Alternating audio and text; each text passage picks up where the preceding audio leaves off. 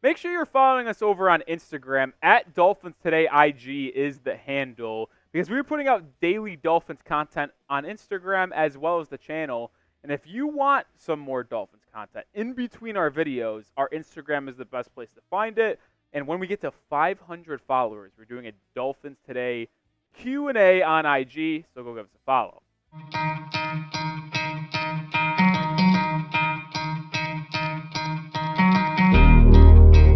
Welcome to Dolphins Today by Chat Sports. I am Nic Rohloff. We have a fun mailbag here on today's show. Like I said, follow us on IG because if you didn't get featured on our mailbag live, you could always ask us a question on Instagram. First one's coming in from Paul, $5. Does Tyreek Hill or Tua get extended first? You know, that's a good question, Paul.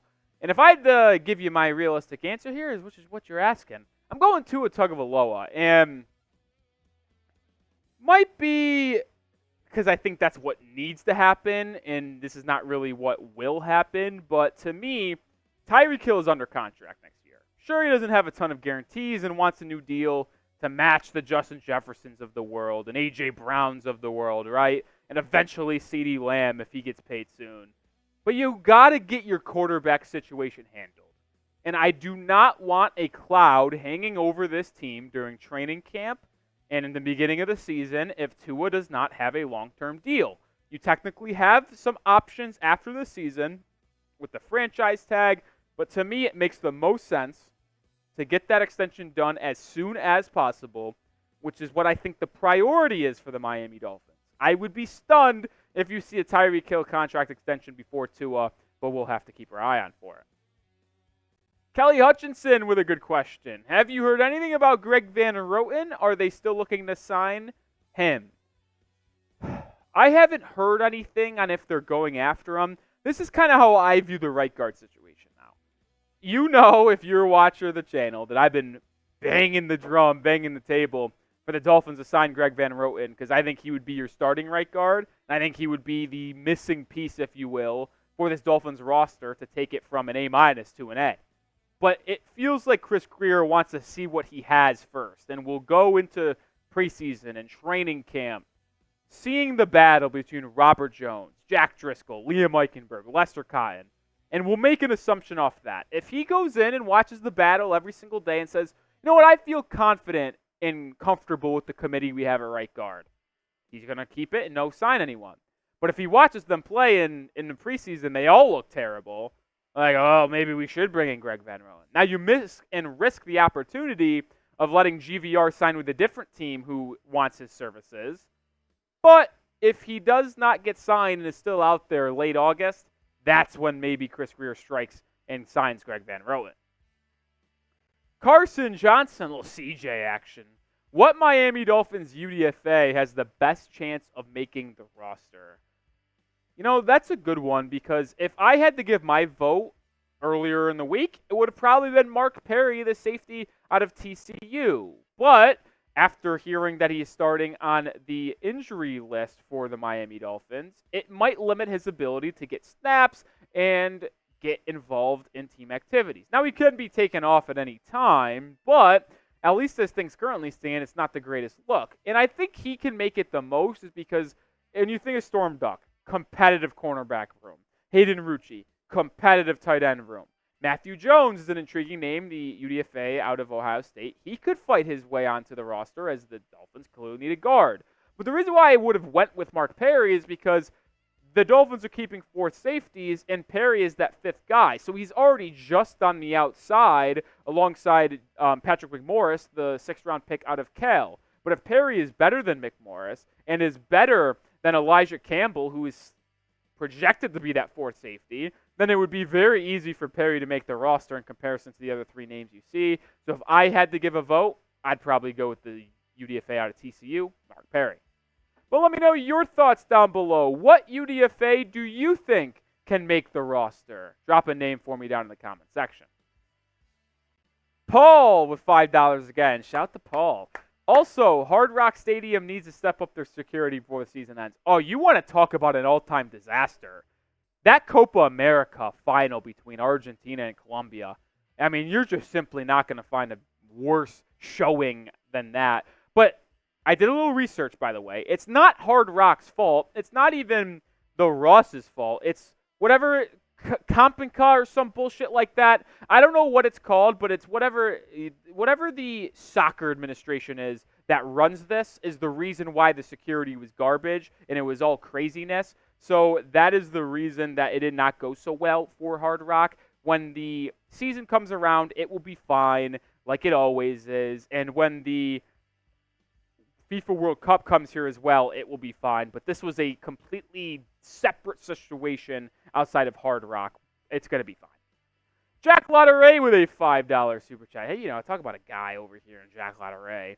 Why hasn't Tua signed an extension yet? Well, it feels that the two sides are just not close. And it's unfortunate because like I said earlier, don't want a dark cloud hanging over this team in training camp and during the preseason, but it almost feels like it's going to happen at this point. Tua wants what his peers got, and I think that's completely valid. Jared Goff got $53 million a year, and Trevor Lawrence got $55. Like, no matter what your opinion of Tua is, there's no debating that he's in that same tier of quarterbacks in the NFL. Goff is like 9 maybe. Trevor Lawrence is in that 9 to 14 range. Tua is ranked 14th in that ESPN top 10 article. Trevor Lawrence was 16th or 15th. Goff was just in the top 10. So they are all very similar.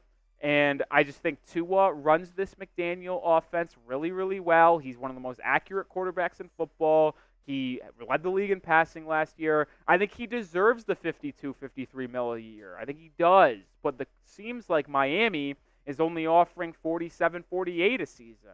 It's a tough situation, but the reason why the two haven't signed a deal yet, Tua wants this. The Dolphins are only willing to offer this. Can they meet in the middle? That's the question. And if they do finally meet in the middle and Tua signs a long-term extension with this ball club, we're going to let you know. Don't miss any Miami Dolphins rumors, Miami Dolphins news. Make sure you are subscribed to the channel so you know the latest around the Miami Dolphins. Glue guy, the foxhole guy, Tim Boo. Who do you believe will get cut? Well, there's going to be quite a lot of cuts. Obviously, only 53 people make the roster at the end of August leading into September. And right now, the Dolphins have 90 people on the squad, which is the most you can have. I made a video, and we'll kind of forecast it here as it's going out tomorrow. 5 Dolphins cut candidates. And I think these 5 could be surprising guys. Any 5 of these people not making the team wouldn't surprise me. Durham Smythe would probably be the most shocking because he was your number 1 tight end last year, but with the additions of Jody Fortson, Jonnu Smith, and then the emergence of Julian Hill as a better blocking tight end, it could push out Durham Smythe, but we'll see. Any 5 of those guys could be cut. Afton Gaming with a good question. Also, is that Batman in the profile picture? I dig it. Afton. Do you think that the Dolphins could make a deep season push? Yes, I do. And the Dolphins' schedule is not kind to them. It is very easy in the first 8 games of the year. I've openly said it would not shock me if the Dolphins started the year out 8-0, but they need to go either 6-2 or 7-1 without a question. Because the last portion of the season is brutal. You're in Cleveland. You're in New York. You're in Green Bay on Thanksgiving. You got a game against Buffalo late in the year in early November as well. Like, it is not the most easy schedule here for the Miami Dolphins down the stretch, but it's year 3 under Mike McDaniel. Year 3 with Tua and Tyreek Hill and Jalen Waddle. This team needs to make a deep season push. And even if it's just winning the AFC East in 1 playoff game. You win the AFC, say you're the 3rd seed in the AFC, but you win that first game at home and you lose a heartbreaker on the road in divisional weekend against a good 2nd-seeded team like Baltimore, KC, or whoever wins the South like Houston. Like, sure, it would be disappointing, but at least you're getting good steps in the right direction of winning the AFC East for the first time since 2008. You win a playoff game. I think that is what this team's bottom floor should be. They need to win the division, they need to win a playoff game, and they need to prove to the fan base that they can get at least a couple big wins done late in the season. I think this is the team to do it. Mike McDaniel, he knows he needs to do it. So does Tua. Now go get it done. You've been asking me some questions. I kind of want to throw it back to you with a question. Who leads this team in rushing yards? It's an intriguing one. Raheem Mostert, Devon Achane, or Jalen Wright? Feels like Jalen Wright would only lead the squad if an injury occurs to one of these two, but good one. Let me know your thoughts down below.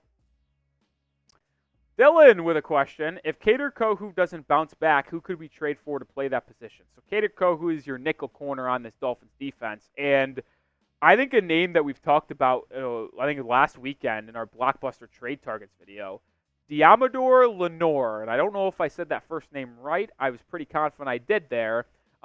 He's the nickel corner for San Francisco, and he's been productive for them. Nothing crazy, but just solid.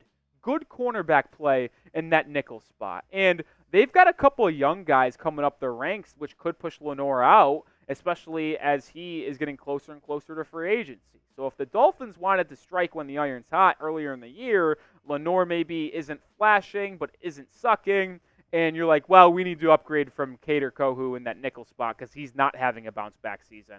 I think maybe San Francisco and Miami can iron out a deal for Lenoir.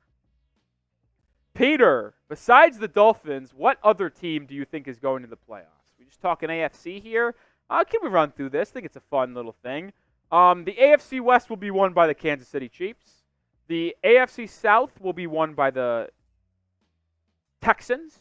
The AFC North will be run by the Ravens. The Dolphins will win the AFC East, so now we got 3 spots left. Let's go Bengals. Go Buffalo, even though I think they only win 9 games. I think maybe they sneak in. And Pittsburgh stinks. Indy, Anthony Richardson's going to have a good year. Jacksonville, maybe. Nobody else in the West. God, the AFC low-key stinks. I'm really thinking out loud here, folks. Yeah, I like that one. Shout out to Jack Lotteray. I'll go Cleveland. Dylan said Browns. You know what? I'll go with the Browns, my third. I like that one. I think the top 6 are pretty clear in my book. The 7th team could be anybody, but I'll go with Cleveland. They've got a good roster on them. Added Jerry Jeudy, too. Deshaun Watson, can he finally stay healthy? Can he bounce back? We'll see. All right, that's going to do it for today's show. As we said off the top, make sure you're following us on Instagram. At Dolphins Today IG is the handle. We put out content in between each video. And like I said, we're under 200 followers away from 500. When we get to that big old 500, we're doing a IG-led Q&A, so help us get there.